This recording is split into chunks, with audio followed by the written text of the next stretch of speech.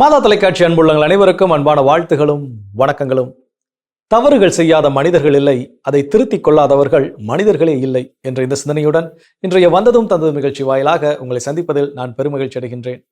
அன்பர்களே, மாதா தொலைக்காட்சியில் பணியாற்றக்கூடிய எங்கள் ஒவ்வொருவருக்கும் நாள்தோறும் உற்சாகத்தையும் உத்வேகத்தையும் கொடுத்துக் கொண்டிருப்பது மாதா தொலைக்காட்சி நிகழ்ச்சிகள் குறித்தும் நிகழ்ச்சிகள் வாயிலாக நீங்கள் பெற்றுக்கொண்ட நன்மைகள் குறித்தும் நீங்கள் தொடர்ந்து எழுதி அனுப்பி கொண்டிருக்கும் உங்களுடைய கடித கருத்துக்களே ஆகும். அந்த வகையில் இந்த வாரமும் உங்களுடைய கடித கருத்துக்களை கலந்து ஆலோசித்து உங்களோடு இணைந்து உரையாடுவதற்கு இன்று நம்முடைய நிகழ்ச்சிக்கு வருகை தந்திருக்கும் நம்முடைய அன்பர் தந்தை டேவிட் ஆரோக்கியம் அவர்களை உங்கள் அனைவரின் சார்பாக நிகழ்ச்சிக்கு அன்புடன் வரவேற்கின்றேன். வணக்கம் ஃபாதர், எப்படி இருக்கிறீங்க? வணக்கம் ஜோஸ், நல்லா இருக்கீங்களா? நல்லா இருக்கிறேன் ஃபாதர், ரொம்ப மகிழ்ச்சி மீண்டும் உங்களை சந்தித்ததில். வேலைகள்லாம் எப்படி போயிட்டு இருக்கு ஃபாதர்? சிறப்பாக போயிட்டு இருக்குன்னு சொல்லலாம். அஃப்கோர்ஸ் ஒரு பக்கம் வெயிலுடைய தாக்கம் அதிகம், இன்னொரு பக்கம் நம்மளுடைய ஏன்னா அடுத்தடுத்து பணிகள் நிறைய ப்ரோக்ராம். மே மாதம், அதுக்கடுத்து ஜூன் மாதம்.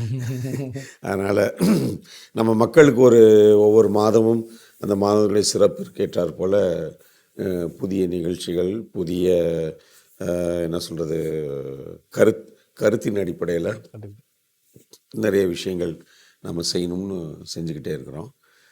மக்களும் எல்லாருமே அப்ரிஷியேட் பண்ணுறாங்க. இப்போ சமீபத்தில் நம்மளுக்கு கிடைத்த அந்த தரவுகளின் அடிப்படையில் மக்களுடைய பங்கேற்பு அதிகமாக இருக்கக்கூடிய அளவில் மக்கள், குறிப்பாக பெண்கள் அந்த ஒரு சில, அதே மாதிரி இளைஞர்கள், இளம் பெண்கள். இப்போ இளைஞர்கள், இளம் பெண்கள் தொலைக்காட்சி பார்க்குறாங்களா என்ற ஒரு கேள்விக்கு அந்த சொல்கிறவங்கள்ட்ட பதில் இல்லை. ஏன்னா இளைஞர்கள், இளம் பெண்கள், அதே மாதிரி இளையோர்கள்னால் இந்த தாத்தா பாட்டி கூட இருக்கிற பேர பிள்ளைங்கள்லாம் மாதா தொலைக்காட்சி பார்க்குறதுக்கு வாய்ப்பு இருக்குது. தாத்தா பாட்டி கூட இல்லாதவங்க அவங்க எப்போ மாதா தொலைக்காட்சி பார்க்குறாங்க? இது மாதிரி பல்வேறு கேள்விகள் இருக்குது. அதனால் அந்த இளைஞர்கள், இளம் பெண்கள், இளையோர் இவங்களெல்லாம் நம்ம சமூக வலைதளங்களின் வழியாக சென்றடைவது என்ற ஒரு முனைப்பில் பல்வேறு தொலைக்காட்சி நிகழ்ச்சிகளை அவர்களுக்கு ஏற்றாற் போல் அதை வடிவமைத்து அவங்களுக்கு நம்ம கொடுக்குறோம். பல்வேறு புதிய கோணங்கள்லேயும் முயற்சிகள் எடுத்துக்கிட்டு இருக்கோம். பார்ப்போம், அடுத்தடுத்து புதிய காரியங்கள் இன்னும் மக்கள் நம்ம தொடக்கத்தில் இல்லந்தோறும் இறையாட்சி, இல்லத்தில் இறையாட்சி அப்படின்றது ஒரு நிகழ்ச்சி வைத்திருந்தோம். இல்லை ஒவ்வொரு குடும்பமாக அதை மீண்டுமாக அதை இன்னொரு வடிவில் சேம், பட் அதை அதனுடைய ப்ரெசன்டேஷன் கொஞ்சம் வேறு மாதிரி இருக்கும். அது இன்னும் கொஞ்சம் மெனக்கிட்டு அதை செய்யலாம் என்ற ஒரு ஏற்பாடு நடந்துட்டுருக்கு. அப்போது ஒவ்வொரு பகுதியில் இருக்கக்கூடிய முதல்ல, ஏன்னா அது ஒரு வாரத்துக்கு ஒரு நிகழ்ச்சியாக முதல்ல அதை கொண்டு பார்ப்போம். ஏன்னா ஒரு நிகழ்ச்சி தயாரிக்கணும்னு சொன்னால் அதனுடைய, ஏன்னா ரொம்ப வெளியில் இருக்கிறவங்களுக்கோ இல்லை மற்றவங்களுக்கோ, ஏன்னா இப்போ நமக்கு மாதா தொலைக்காட்சியை பொறுத்த மட்டுக்கும் ஒரு நாளைக்கு ஒரு 8 மணி நேரம் 9 நேரம் புதிய நிகழ்ச்சிகளை தரணும். இந்த 8 மணி நேரம் 9 மணி நேரம் புதிய நிகழ்ச்சி நாம தான் தயாரிக்கிறோம். கண்டிப்பாக நம்ம வெளியில் இருக்கக்கூடிய நிகழ்ச்சி தயாரிப்பு நிறுவனங்கள் யாரும் அதை தயாரித்து அதை வியாபாரம் பண்ணுகின்ற காரியம் நம்மளுடைய எல்லாமே நம்ம தான் செய்கிறோம். நம்மளே சொந்தமாக செய்கிறோம்.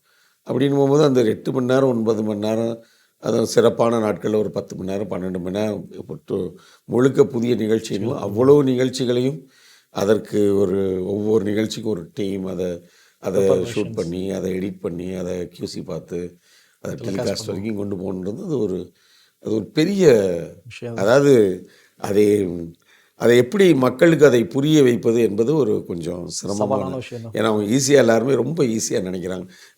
அந்த மாதிரி ஒரு இது பண்ணால் என்ன, இந்த மாதிரி இது பண்ணால் என்ன அப்படின்லாம் நிறைய அது ஆசைகள் எல்லாருக்குமே இருக்கும். இப்போ சாதாரணமாக வீடுகளில் ஒரு குடும்பத்தில் பார்த்திங்கன்னா அவங்களுடைய வருமானம் அவங்களுக்கு ஒரு சின்ன வீட்டில் குடியிருப்பாங்க. இன்னும் 2 ரூம் இருக்கிறாப்புல ஒரு வீட்டில் குடியிருந்தா என்ன, அதை வருஷத்துக்கு அட்லீஸ்ட் 2 டூராவது போனால் என்ன ஆசை இருக்கும். அது தவறு ஒன்றும் கிடையாது.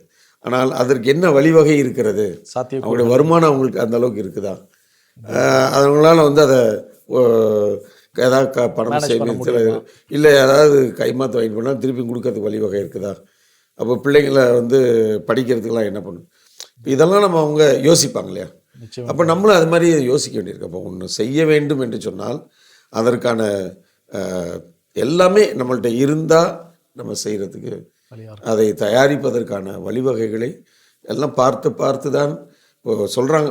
அந்த காலத்தில் இருந்ததை விட இப்போ மாத தொலைக்காட்சி நிகழ்ச்சியில் வேறு லெவலில் இருக்குது. கண்டிப்பாக இந்த 11வது ஆண்டில் நம்ம பயணிக்கிறோம்னா என்ன, ஒவ்வொரு விஷயத்தையும் யோசித்து இதை எப்படி செய்வது, இதுக்கு எவ்வளோ செலவு பண்ணலாம், அதுக்கு எவ்வளோ செலவு பண்ணலாம், என்ன செய்யலாம், எப்படியெல்லாம் இதை ஆர்கனைஸ் பண்ணலாம் என்று பல காரியங்களை யோசித்து தான். ஏன்னா ஒரு நிகழ்ச்சி என்று சொன்னால் அதற்கு பின்னாடி இப்போ நம்ம 2 பேரும் இங்கே இங்கே உட்காந்து பேசிகிட்டு இருக்கிறோம், நமக்கு பின்னாடி ஒரு 4-5 பேர் இருக்கிறாங்க இல்லையா. இங்கே இந்த ஷூட்டிங் தளத்துலேயே ஒரு 3 பேர் இருக்கிறாங்க. அப்புறம் எடிட் பண்ணுறாங்க, அதுக்கப்புறம் அப்போ ஒரு 7-8-10 பேர் இந்த ஒரு 2 பேர் பேசுகிறதுக்கு பின்னாடி வேலை செஞ்சுட்டு இருக்கிறாங்க. அப்போது ஒவ்வொரு நிகழ்ச்சிக்கு நம்ம யோசித்தோம்னா இல்லையா, 2 பேர் பேசுகிறதுக்கே 10 பேர் தேவைப்படுதுன்னா ஒரு 10 பேர் இருந்து நம்ம செய்ய வேண்டிய நிகழ்ச்சிக்கு எத்தனை பேர் தேவைப்படும்? கண்டிப்பாக எவ்வளோ பணங்கள் எவ்வளோ செலவு பண்ணணும். இப்போ இங்கேயே நம்ம பண்ணுறோம், அந்த செலவு நம்ம கண்ட்ரோலு. நம்ம வெளியில் போய் ஒரு நிகழ்ச்சி பண்ணுறோம்னா அந்த செலவு நம்ம கண்ட்ரோல். ஏகப்பட்ட விஷயங்கள் இருக்குது. நம்ம எவ்வளோதான் நம்ம யோசித்தாலும் 10 லட்ச ரூபாய்க்கு வீடு கட்டலாம்னு சொல்லி முடிவு பண்ணியிருப்பாங்க, முடிக்கும் போகும்போது 5 லட்ச ரூபா அதுவும் முடிக்க முடியாமல் இருக்கும். அது மாதிரி தான். ஸோ மக்களுக்கு புரியும் நினைக்கிறேன். கண்டிப்பாக இது ஒன்றும் அதாவது முடியாத காரியங்கள் இந்த உலகத்தில். அதாவது ஒரு கத்தோலிக்க தொலைக்காட்சி அது வருமா என்று நீங்கள் எல்லாம் கனவு கண்டீர்கள், ஏன் நமக்கென்று ஒன்று வராது என்று எண்ணிக்கொண்டிருந்தீர்கள். கடவுளுடைய கிருபையால் அன்னையுடைய பரிந்துரையால் ஒரு தொலைக்காட்சியை ஆண்டவர் நமக்கு கொடையாக கொடுத்துருக்கிறார். இது என்ன பெருசாக நடக்க போகுது, இதில் என்னத்தை பெருசாக இன்றைக்கி கூட நிறைய படித்தவங்க, விஷயம் தெரிஞ்சவங்க, ரொம்ப விவரமானவங்க, ஈவன் ஊடகத்துறையில் இருக்கவங்களுக்கு கூட மாதா தொலைக்காட்சி என்ன அதில் ஒரு பூசை நடக்கும், ஒரு ஜெபமாலை சொல்லுவாங்க, நற்கருணை ஆராதனை நடக்கும், ஏதோ 2-3 பாட்டு போடுவாங்க. இப்படி தான் அவங்க இன்னும் மாதா தொலைக்காட்சியை நிறைய பேர் பார்க்காமலே அவங்களே மாதா என்ற ஒரு பேர், அதான் அதை தவிர வேறு எதுவுமே இருக்காது அப்படின்னு அவங்களே ஒரு முடிவு பண்ணிக்கிறாங்க. முடிவு பண்ணிக்கிட்டு அதுதான் அதில் போய் பார்த்தா தானே இதில் எத்தனை வகையான நிகழ்ச்சிகள் இருக்குது, என்னென்னலாம் கொடுக்குறோம், எவ்வளவு நல்ல காரியங்கள். இன்றைக்கு கடவுளுக்கு நிகழ்ச்சியை அதை பார்க்குறவங்களுக்கு அதில் இருக்கக்கூடிய, ஏன்னா இன்றைக்கு நம்முடைய கடவுளுக்கு நிகழ்ச்சியை பார்த்து ஒரு சில வியாபார தொலைக்காட்சிகள் கூட இதில் இந்த விஷயத்தை எடுத்து அவங்க பண்ணிட்டு இருக்கிறாங்க. அதை பார்க்குறவங்களுக்கு தான் புரியும், நிச்சயமாக பார்க்காதவங்களுக்கு அது புரியாது. ஒரு மாதா தொலைக்காட்சி ஒரு ரிலீஜியஸ் சேனல்ன்றது அந்த தொலைக்காட்சியை செய்யக்கூடிய ஒரு காரியத்தை ஒரு பல கோடிகள் செலவு பண்ணி நடத்தக்கூடிய ஒரு வியாபார தொலைக்காட்சி இதெல்லாம் அங்கே எடுத்து பண்ணிகிட்டு இருக்கிறாங்க. கண்டிப்பாக. அப்போது நம்ம எவ்வளோ பெரிய விஷயம் நம்ம நடத்திட்டு இருக்கிறோம். தினந்தோறும் ஒரு 10 விதமான தகவல்களை ஒரு மணி நேரம் 1.25 மணி நேரத்துக்கிட்ட அதையெல்லாம் ஒன்று கூட்டி அதை ஒரு நிகழ்ச்சியாக அந்த இதுலேயும் இன்னும் சில புதிய தகவல்களை சேர்த்து அதை தினந்தோறும் கொடுக்குறோம் அப்படின்னு சொல்லி சொன்னால் கண்டிப்பாக இது எவ்வளோ பெரிய விஷயம் அப்படின்னு அந்த தளத்தில் இருந்து பணி செய்கிறவங்களுக்கு மட்டும்தான் புரியும். மற்றவங்க யாருக்குமே அது பெருசாக புரியாது, வாய்ப்பும் இல்லை. அதனால் பணி செய்கிறோம், செய்து கொண்டே இருப்போம், இன்னும் செய்வோம்.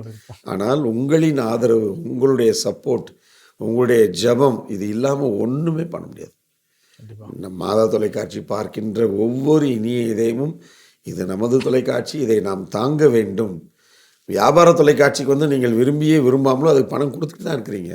நீங்கள் அந்த நெட்வொர்க்குக்கு நீங்கள் அந்த ஒரு தொலைக்காட்சி பார்ப்பதற்கு கொடுக்குற 10 ரூபாயோ 2 ரூபாயோ 50 பைசாவோ 12 ரூபாயோ 15 ரூபாயோ நீங்கள் கொடுக்குறீங்க. அது அவங்களுக்கு ஒரு எத்தனை கோடிக்கணக்கான ஆட்கள் கொடுக்குறாங்கன்னா அது எவ்வளோ பெரிய. அப்போ 1 கோடி பேர் 1 ரூபா கொடுத்தாங்கன்னா அது 1 கோடி ரூபா. அப்போது உங்களுக்கு தெரியாமலே நீங்கள் கொடுக்குறீங்க. ஆனால் மாதா தொலைக்காட்சிக்கு நீங்கள் அறிந்து கொடுக்குறீங்க, தெரிஞ்சு இது என்னுடைய தொலைக்காட்சி, இது என்னுடைய கத்தோலிக்க திருவைக்காக, மறைபரப்புக்காக, என் ஆண்டவருக்காக, என்னை போன்று இன்னும் உலகமெங்கும் பார்த்து கொண்டிருக்கின்ற கத்தோலிக்க மக்களுக்காக, மற்ற மக்களுக்காக நான் ஒரு நற்செய்தி அறிவிப்பணிக்காக நான் தருகிறேன் அப்படின்னு மனமும் நீங்கள் கொடுப்பது தான் உங்களுக்கு ஆசீர்வாதம். நிச்சயமாக ஃபாதர். ஸோ அவங்களுடைய அந்த விஷயந்தான் நமக்கு அதோட இந்த கடிதங்கள் வழியாக அவங்களுக்கு பெற்றுக்கொண்ட நன்மைகளை கொடுக்கும்போது தான் நமக்கும் இன்னும் உத்வேகத்தோடு ஒர்க் பண்ணணும், வேலை செய்யணும், இன்னும் அதிகமாக ஒர்க் பண்ண என்ன செய்வது அப்படின்னு சொல்லி ஒரு உத்வேகத்தை கொடுக்குது.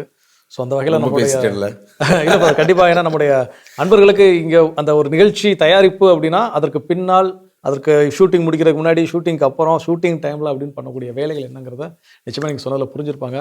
ஸோ மகிழ்ச்சி. அப்படின்னு நம்ம இன்றைக்கி நேராக கடிதம் போயிடும் விட்டா அப்புறம் நானே பேசிகிட்டு இருப்பேன். கடிதத்திற்கு நேரம்லாம் போயிடும். ஸோ இன்னைக்கு வந்து முதல் கடிதம் வந்து பெங்களூர்ல இருந்து வந்திருக்கு ஃபாதர். ஒரு கிரீட்டிங் கார்டோட ஜெரி அப்படிங்கிறவர் என்ன பண்ணியிருக்காருன்னா வெரி குட், வெரி குட், அனுப்பியிருக்கிறாரு. ஸோ ஒரு மாதா டிவி பர்த்டேக்கு ஒரு பியூட்டிஃபுல்லாக ஒரு கிரீட்டிங் கார்டும் வெரி குட். அதுக்குள்ள ஒரு கடிதம். கடிதம். ஜெரி டேவிட்டா? ஜெரி அப்படின்னு மட்டும் தான் போட்டிருக்கிறாரு. ஓகே, பெங்களூர் அப்படின்னு சொல்லி. Okay, very good. Vivek Nagar. To Reverend Father David, CEO Mada TV. We wish Mada TV and all the fathers a very happy birthday of Mada TV and more years to come. This is the first world-class Christian channel on air. Nowhere in the world there is a channel like this, connecting people from all walk of life from different countries around the world to come together in one platform. We thank Mada TV and all the fathers and groups who have come together to do such wonderful work. It is the hands of Mother Mary and Jesus to bring us close to everybody in the world.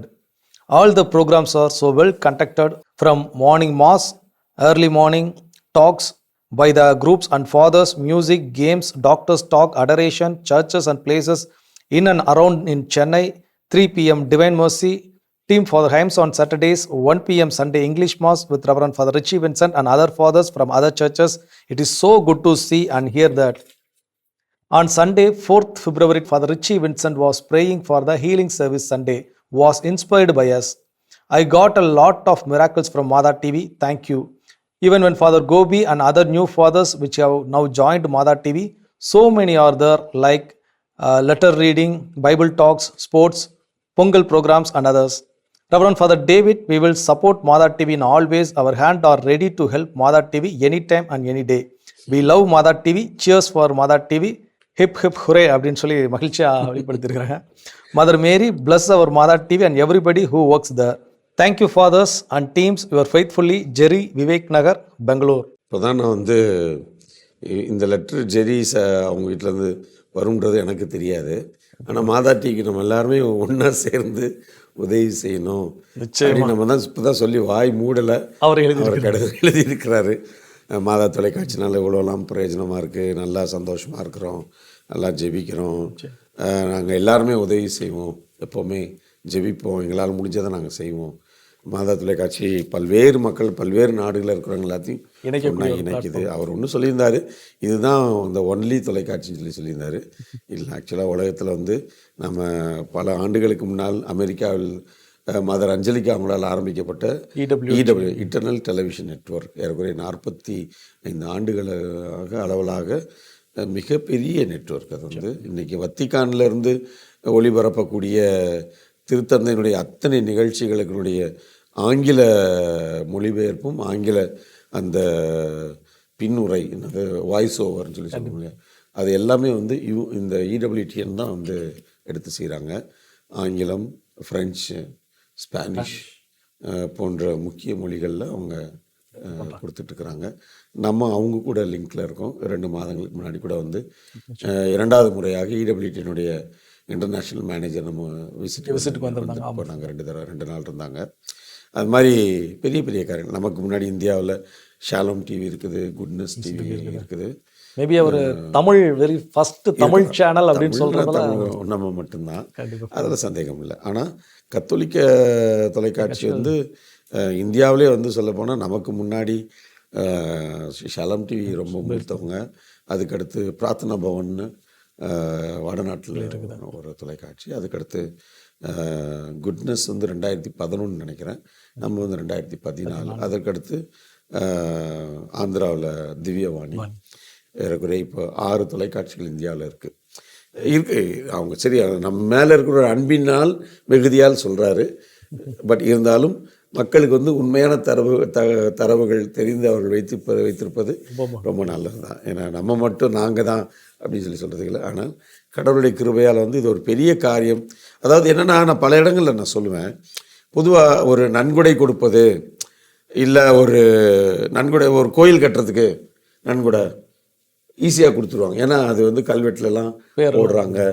அது வந்து எங்கேயாவது ஒரு பக்கம் வந்து தெரிய வருது கோயில். இல்லாட்டி வந்து போடலன்னா கூட இந்த கோயில் கட்டுறதுக்கு நாங்கள் தான் கொடுத்தோம், அது கோயில் கண்ணுக்கு முன்னாடி நிற்கிது இல்லையா. இல்லை ஒரு ஊரில் திருவிழா கொண்டாடணும் கொடுத்துருவாங்க. ஏன்னா நோட்டீஸ்லாம் போடுவாங்க, திருவிழாலாம், பள்ளிக்கூடம் எல்லாம் செய்வாங்க. இது வந்து நற்செய்தி அறிவிப்பு பணி இல்லையா? இது உங்கள் கண்ணில் நீங்கள் கொடுக்குற காசை வந்து இது இப்படி இது ஒரு பெரிய கட்டடமாவோ ஏதோ பார்க்க முடியாது. ஆனால் இதுதான் உண்மையான ஆண்டவர் சொல்லியிருக்கிறார் இல்லையா? அதாவது நம்ம உடலாகிய கோயில், அதுதான் உண்மையான நம்ம தான் திருச்சபை இல்லையா? இந்த திருச்சபையை நம்ம கட்டி எழுப்பாம உலகம் எங்கும் நம்ம கோயிலை கட்டி எழுப்பி ஒரு பலனும் கிடையாது. அதாவது இது ஒரு இதில் சொன்ன யாருமே இல்லாத ஊரில் யாருக்குடா டீ ஆத்துறேன் இல்லையா? அப்போ நம்ம திருச்சபை மக்களே இல்லாமல் பெரிய பெரிய கோயில் கட்டணும், நான் வேணான்னு நான் சொல்லலை. நல்ல பிரம்மாண்டமான, எனக்கு அது ரொம்ப ஆசை. நான் அதில் ரொம்ப ரொம்ப இப்போ எங்கள் ஊர்லலாம் அந்த எங்கள் கோயிலை வந்து புதுப்பிக்கல நான் முழு மூச்சோடு நான் வந்து ஈடுபட்டு இது பண்ணி கான்ட்ரிபியூட் பண்ணேன், அதை வந்து உற்சாகப்படுத்தினேன். இன்றைக்கி கூட அதை உற்சாகப்படுத்திட்டு தான் இருக்கேன். அது முக்கியம். அதை விட இன்னும் முக்கியம், அந்த கோயிலுக்கு போகிறதுக்காக இருக்கிறாங்களே மக்கள், அவங்கள வந்து கட்டி எழுப்புவது, அவர்களை திருச்சபைக்குள் வந்து உண்மையான புரிதலோடு அந்த திருச்சபை நமக்கு என்ன சொல்லி கொடுக்குது, அந்த திருச்சபையினுடைய அடிநாதமாக இருக்கின்ற அந்த விவிலியத்தில் எப்படி நம்ம புரிஞ்சுக்கிறது, திருச்சபையுடைய வழிகாட்டியாக தலைவராக இருக்கின்ற திருத்தந்தை என்ன சொல்கிறாரு, இன்றைக்கி என்ன நடக்குது, திருச்சபையில் என்ன வந்து கற்றுக் கொடுத்து கொண்டிருக்கிறாங்க, இவைகளை புரிந்து கொள்ளாமல் ஒரு திருச்சபை இருக்க முடியாது. நிச்சயமாக கோயில்கள் கட்டி பிரயோஜனம் இல்லை இல்லையா? அப்போ அதை உருவாக்குகின்ற பணிதான் மாதா தொலைக்காட்சி பணி. அப்போ இதுதான் அடிப்படை, இதுதான் அடித்தளம். இதை நாம் உருவாக்குவது நம் ஒவ்வொருடைய கடமை அப்படின்றத எல்லா மக்களும் உணரணும். நாளைக்கு யாருமே நம்ம இல்லாமல் கோயில் இருந்து என்ன செய்ய போகிறாங்க இல்லையா? அதை நம்ம எல்லாருமே முதல்ல புரிஞ்சுக்கணும். ரொம்ப நான் பேசிட்டேன். உண்மையிலே ரொம்ப நன்றி திருவாளர் ஜெரி அவர்களுக்கு. உங்களுக்காக நாங்கள் எப்போவுமே ஜெபிக்கிறோம். தொடர்ந்து நீங்கள் எங்களுக்காக கொண்டாடுங்க. கடவுளின் ஆசிரியர் நாள் உங்களோடு. ஜெரியோடைய கடிதம் வந்து நேரடியாகவும் மறைமுகமாகவும் நம்ம மற்செய்தி பணியில் ஈடுபடணும் அப்படின்னா நிச்சயமாக மாதா தொலைக்காட்சியோடு தொடர்பில் இருக்கணும் அப்படிங்கிறது உணர்த்துது. அப்படியே அடுத்த கடிதம் எங்கே இருந்து அப்படின்னா ரவி அப்படிங்கிறவர் மதுரையில் இருந்து அனுப்பியிருக்கிறார் ஃபாதர். Very good. முதல் முறை எழுதியிருக்கிறார் நினைக்கிறேன். ஆமாம். ரவி. மாதாவே வணங்குகிறேன். அன்புள்ள மாதா தொலைக்காட்சிக்கு ரவி என்ற குமார் எழுதும் அன்பான பாசமான நேசமான அன்பு கடிதம். நன்றி. மாதா தொலைக்காட்சி நிகழ்ச்சி தொடர்ந்து பார்த்து கொண்டு ரசித்து வருகிறேன். மாதா தொலைக்காட்சி நிகழ்ச்சி ரொம்ப ரொம்ப ரொம்ப அருமை, பெருமை. மாதா தொலைக்காட்சி நிகழ்ச்சி அனைத்தும் சிறப்பாக உள்ளது, பாராட்டுகிறேன். குடும்பத்தாருடன் பார்க்கும் தொலைக்காட்சி மாதா தொலைக்காட்சி. ஸோ அவங்க கூட உள்ளவங்களோட பேர்லாம் எழுதியிருக்காரு. அவருடைய பேர் ராஜா, நான், அப்புறம் இளையராஜான்னு ஒருத்தர், ஸோ அப்புறம் அவங்க அம்மா, அப்புறம் பன்னீர் அப்படின்னு எல்லாருமே இந்த மாதா டிவிக்கு ரொம்ப ரொம்ப நன்றி சொல்கிறோம் அப்படின்னு சொல்லி எழுதியிருக்கிறார். பின்பக்கமும் நன்றி தெரிவிக்கிறேன். மாதா தொலைக்காட்சியில் கடவுள் வணக்கம் தொடர்ந்து பார்க்கும் நிகழ்ச்சிகள் என்பதை நான் தெரிவிக்கிறேன். கடவுள் வணக்கம் தொடர்ந்து பார்க்குறேன்னு சொல்லியிருக்கிறாரு. திருப்பலி நிகழ்ச்சிகள் சிறப்பு.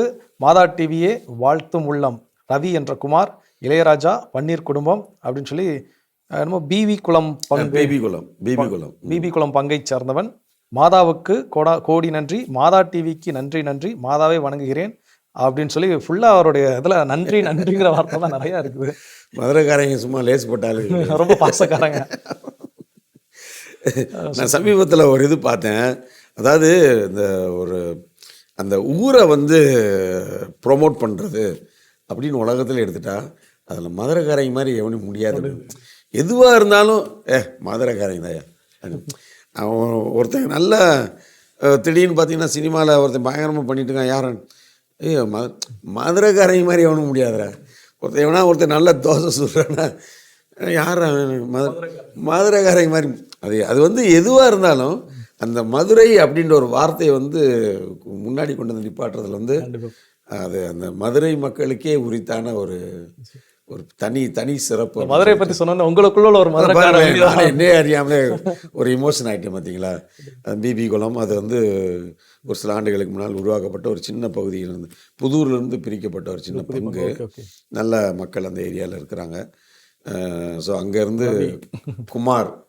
ரவி என்ற குமார் ரொம்ப சிறப்புங்க. நீங்கள் இவ்வளோ தூரத்துக்கு பாசக்காரராக இருந்து எங்களை உற்சாகப்படுத்துவது ரொம்ப ரொம்ப மகிழ்ச்சி. உங்கள் வீட்டில் இருக்கிற ஒவ்வொருவரும், உங்கள் அம்மா, உங்கள் பன்னீர்ன்ற குடும்பம் எல்லாரையும் நாங்கள் ரொம்ப விசாரித்தோம்னு சொல்லுங்கள். எல்லாம் மதுரைக்காரங்கனாலே வந்து சும்மா அதிருங்க இல்லையா? அதனால் சிறப்பு. மக்களை உற்சாகப்படுத்துங்க. அப்பப்போ முடிந்த டைம் இருக்கும்போது, நேரம் இருக்கும்போது கடிதம் எழுதுங்க. உங்களுக்காக நாங்கள் ஜெபிக்கிறோம். நீங்களும் எங்களுக்காக கொண்டாடுங்க. கடவுளின் ஆசிரியர் நாள் உங்களோடு. இப்போ மதுரைக்காரரோட பாசமான கடிதத்தை தொடர்ந்து அடுத்து திருநெல்வேலிக்காரரோட வாங்க. பிலேந்திரன் சங்கரன் கோவில்ல இருந்து அனுப்பியிருக்கிறார். தமிழ்மிகு இயேசுவுக்கு புகழ், மரியே வாழ்க, சூசையே வாழ்க. இனிய ஈஸ்டர் வாழ்த்துக்கள், ஈஸ்டர் வாழ்த்துக்கள்.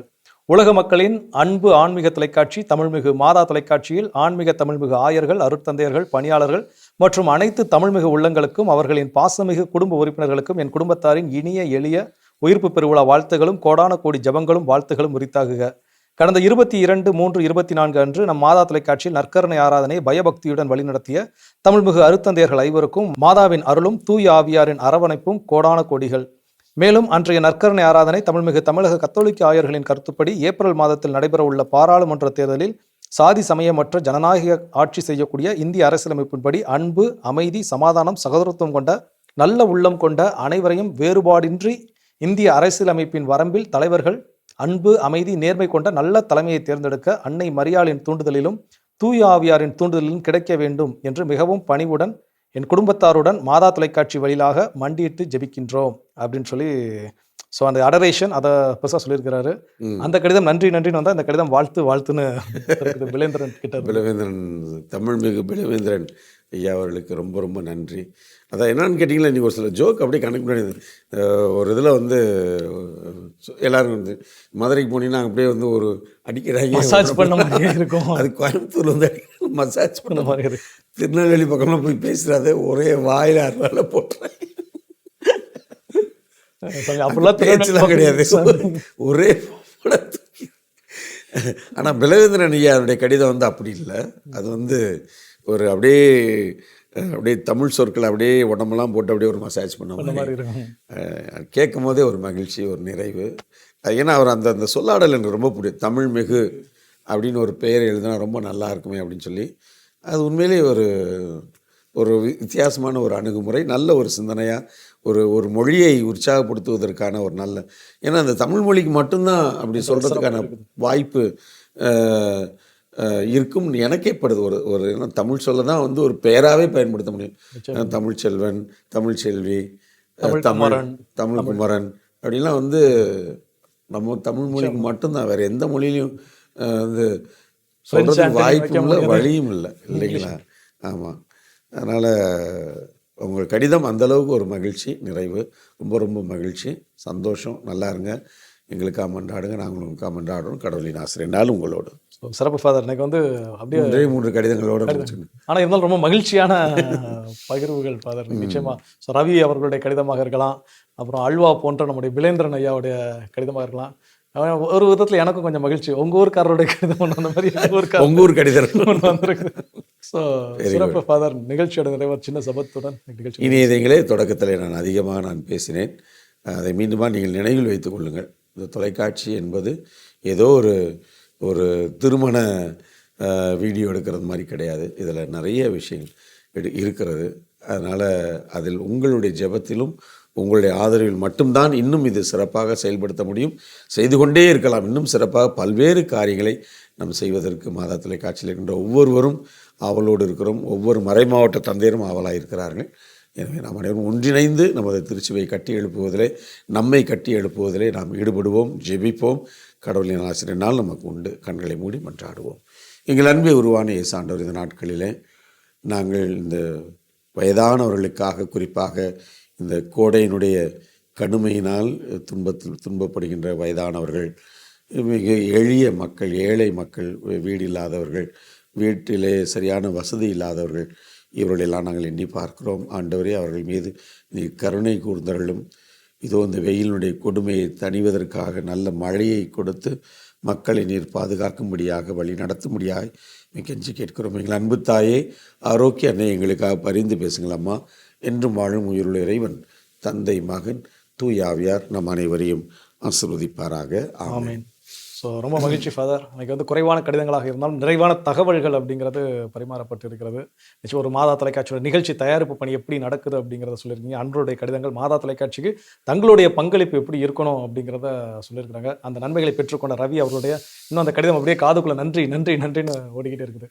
ஸோ ஒரு கலவையான மன நிறைவுடன் இன்னைக்கு நம்ம நிகழ்ச்சி நிறைவு பெற்றிருக்குது. ஸோ இனியது எங்கள் ஒவ்வொருவரின் சார்பாக உங்களுக்கு மனமார்ந்த நன்றி. நன்றி நன்றி ஜோஸ். நண்பர்களே, நான் தொடக்கத்தில் கூறியது போல இங்கு பணியாற்றக்கூடிய எங்கள் ஒவ்வொருவருக்கும் நாள்தோறும் உற்சாகத்தையும் உத்வேகத்தையும் கொடுத்துக் கொண்டிருப்பது மாதா தொலைக்காட்சியின் நிகழ்ச்சிகள் குறித்தும் நிகழ்ச்சிகள் வாயிலாக நீங்கள் பெற்றுக்கொண்ட நன்மைகள் குறித்தும் நீங்கள் தொடர்ந்து எழுதி அனுப்பி கொண்டிருக்கும் உங்களுடைய கடித கருத்துக்களே ஆகும். ஆகவே தொடர்ந்து உங்களுடைய கடித கருத்துக்களை எங்களுக்கு எழுதி அனுப்ப மறவாதீர்கள். நீங்கள் எழுதி அனுப்ப வேண்டிய மின்னஞ்சல் முகவரி info@madatv.in மற்றும் நீங்கள் எழுதி அனுப்ப வேண்டிய தபால் முகவரி வந்ததும் தந்ததும் மாதா தொலைக்காட்சி 150 லஸ்கோவில் சாலை, மயிலாப்பூர், சென்னை 6,04,000. மாதா தொலைக்காட்சி அன்பர்களே, உங்களுடைய கடிதங்கள் தந்த மிகப்பெரிய உற்சாகத்துடனும் மகிழ்ச்சியுடனும் உங்களிடமிருந்து விடைபெறும் நாங்கள் மரியின் மைந்தன் தமிழ்ஜோ மற்றும் அன்பரு தந்தை டேவிட் ஆரோக்கியம் அவர்கள். இயேசுவுக்கே புகழ், இயேசுவுக்கே நன்றி, மரியே வாழ்க.